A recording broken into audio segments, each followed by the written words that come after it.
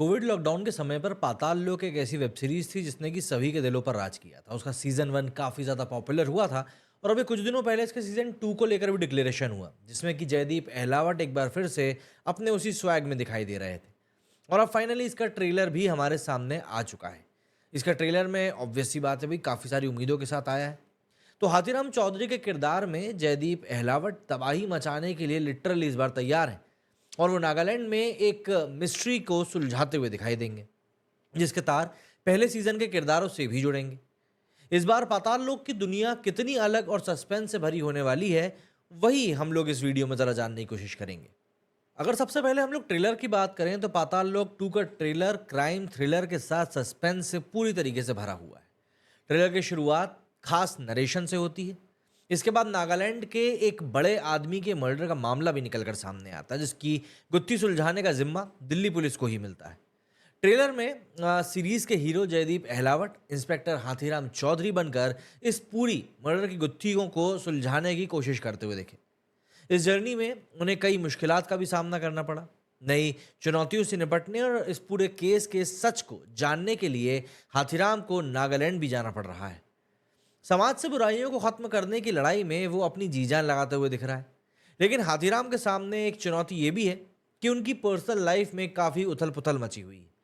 परिवार उनकी सुरक्षा को लेकर काफ़ी परेशान है और इसी बात को बैलेंस करने के साथ अब हाथीराम किस तरह से सच को खोजेगा, यही उनके लिए एक बहुत बड़ी परीक्षा होने वाली है, जिसे देखने में ऑब्वियस सी बात है हमारे सामने जो कहानी आएगी वो रोमांच से भरी हुई होगी।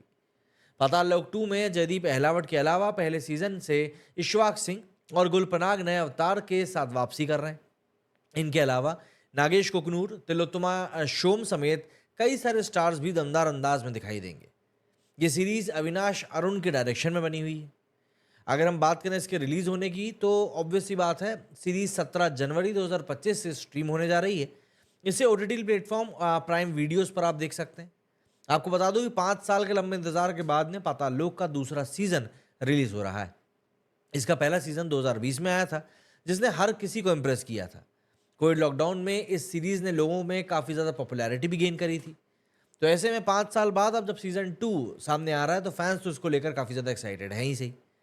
वहीं जयदीप अहलावत एक बार फिर से पाताल लोक के परमानेंट निवासी बनकर स्क्रीन पर लौटने वाले हैं। उनके अमेजन प्राइम शो पाताल लोक का दूसरा सीजन अभी जब कुछ दिनों में रिलीज होगा तो ऑब्वियस सी बात है कुछ दिनों तो ट्रेंडिंग में रहेगा ही रहेगा। शो का ट्रेलर जिस तरीके से सामने आया है उसको देखकर एक चीज़ पता चलती है कि इस बार कंप्लीट लीडिंग जो है वो हाथीराम चौधरी के ही हाथ में है। एक नए केस में ये उलझ भी चुके हैं, जहां इनको नए खतरों से सामना करना पड़ेगा एंड ऑब्वियस सी बात है चीज़ें काफ़ी हद तक अलग होने वाली हैं।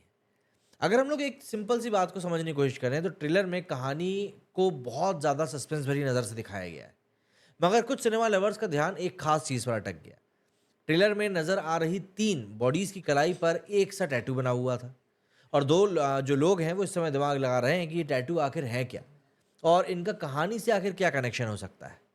ज़रा इस बारे में समझते हैं कि आखिर ये टैटूओं के पीछे की कहानी क्या है। दरअसल पाताल लोक 2 के ट्रेलर से प्लॉट ये समझ में आ रहा है कि दिल्ली में नागालैंड डेमोक्रेटिक फाउंडर नाम की पार्टी के लीडर जोनाथन थॉम को खत्म कर दिया गया है।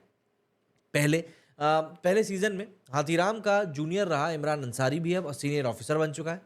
यानी वो जिस एग्ज़ाम की तैयारी कर रहा था वो एग्ज़ाम अब वो क्लियर कर चुका है। अंसारी अपने पुराने साथी और अब जूनियर हाथीराम को इस पूरे काम की इन्वेस्टिगेशन पर लगा देता है। लेकिन इस पूरी केस के सीधे तार जो हैं वो नागालैंड से जुड़ चुके हैं और जांच के लिए ही हाथीराम वहां पर जाएगा। लेकिन नागालैंड में तो अलग ही तरह का खेल चल रहा है, जिससे कि पूरी तरह से शो में रिवील किया जाएगा। भागते हुए ट्रेलर में एक शॉट है जहां पर कि 3 बॉडीज की कलाई पर सेम टू सेम टैटू दिखाई देता है और लोगों के दिमाग में बस यही टैटू जो है वो आकर अटक गया है कि भाई इस टैटू के पीछे की कहानी क्या है। ये रोमन में लिखा हुआ एक नंबर है। रोमन समझने वाले जान गए होंगे कि ये एक तारीख है 12/12/1997। अब सवाल यह है कि इस तारीख से पाताल लोक के प्लॉट का आखिर क्या राज जुड़ा हुआ है। अब देखिए, अगर हम दिसंबर 1997 नागालैंड की बात करें तो आपको याद ये रखना चाहिए कि ये टैटू एक साथ कई लोगों के हाथों पर है और ट्रेलर में ये किरदार लगातार कुछ कुछ अजीब सी चीज़ें करता हुआ दिखाई दे रहा है।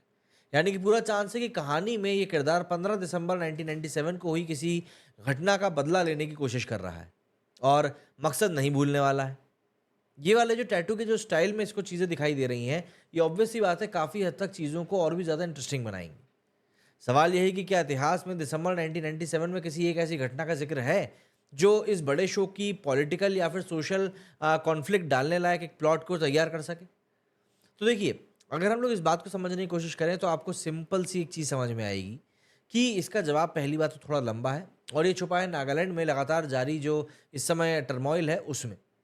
1947 में देश के आज़ाद होने से पहले नागा हिल्स पर रहने वाले जनजातीय समूह ने अपने अपने लीडर्स को चुनकर नागा क्लब बनाया था। इस क्लब ने ब्रिटिश सरकार के साइमन कमीशन, वो साइमन गौबैक वाले, उनको एक ज्ञापन सौंपते हुए कहा था कि उन्हें अपने भविष्य तय करने के लिए अकेला छोड़ दिया जाए। हालांकि ऐसा पूरी तरह नहीं हुआ और नागा हिल्स पर रहने वाले जनजातीय समूह ने अंग्रेज़ों से हिंसक संघर्ष किया। 1947 में जब देश आज़ाद हुआ तो ये क्षेत्र असम राज्य का हिस्सा बना दिया गया। अब देखिए, अगर हम लोग इस पूरी चीज़ को समझें तो आज़ादी के ठीक बाद वाले दौर में नागा क्लब की जगह पर एक नई संस्था नागा नेशनल काउंसिल ने ले ली, जिसका मकसद जाती हुई ब्रिटिश सत्ता और भारत सरकार से अपने हितों की मांग करना था। और जैसा उस समय देश के कई हिस्सों में हो रहा था, इसमें भी एक धड़े ने अपना अलग नेशनलिस्ट मूवमेंट शुरू कर दिया।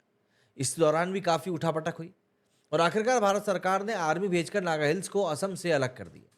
1960 में प्रधानमंत्री जवाहरलाल नेहरू और नागा पीपल कन्वेंशन में बातचीत के बाद नागालैंड राज्य अस्तित्व में आया। ऑब्वियस सी बात है, ये चीज़ थोड़ी सी उस समय के लोगों को खटकी भी थी। नागा नेशनल काउंसिल ने 1975 में हिंसा छोड़कर शिलोंग में भारत सरकार के साथ शांति समझौता साइन कर लिया।